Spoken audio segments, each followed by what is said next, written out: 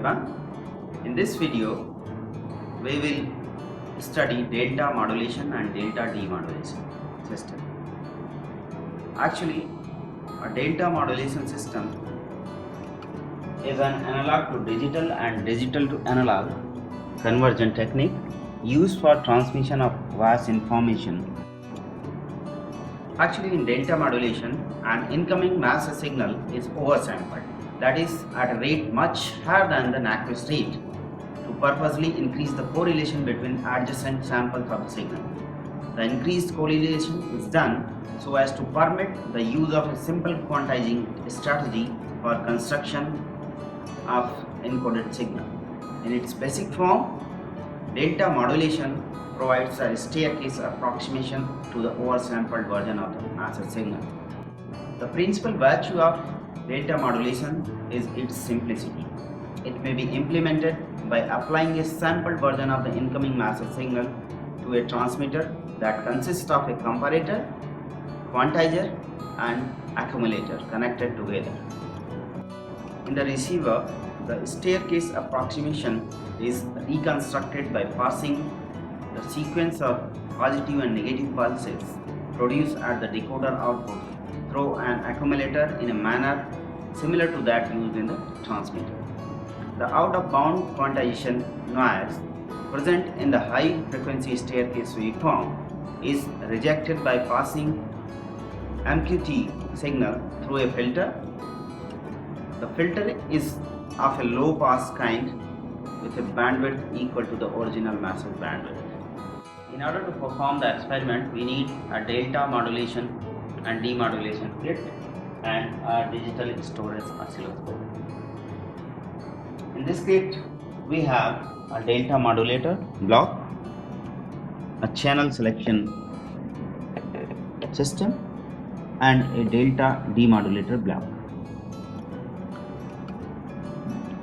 Massive signal can be generated from the inbuilt signal generator of this kit.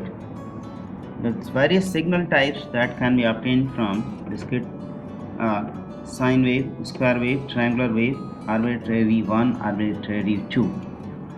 Signal frequency can be chosen equal to 500 Hz, 1 kHz, 1.5 kHz, 2 kHz, and 3 kHz. Sampling frequency may be taken as 16 kHz, 32 kHz, 64 kHz, 128 kHz, and 256 kHz. Now, we'll connect CRO probes at various points of the kit. First of all, we'll connect the ground point of this kit to the CRO probe ground, and we'll measure the signal at various points of the kit. At point number 1, you can observe that we are getting a sinusoidal signal like this. This signal is having frequency equal to 3 kHz. We have selected this 3 kHz frequency for massive signal. This massive signal is fed to the input port of sample and hold circuit of a delta modulator circuit, which is this one. Now, the output of the delta modulator can be observed at this point, and we have obtained a delta modulated wave like this. This modulated signal is passed through a channel and then ultimately to a delta demodulator. The channel has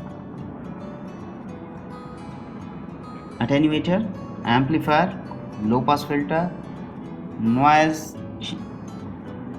block, and noise gain control block.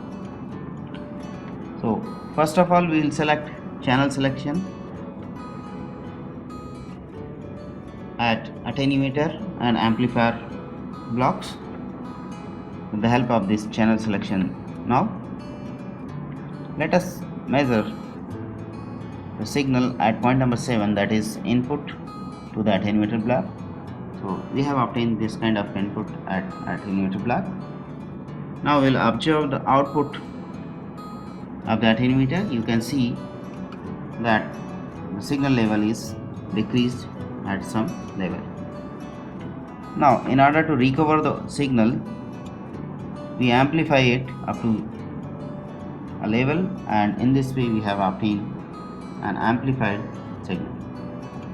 The signal is fed to the integrator, which can be observed at point number 17 and is shown in the DSO. The output of this integrator, that is delta modulator, is shown here, which is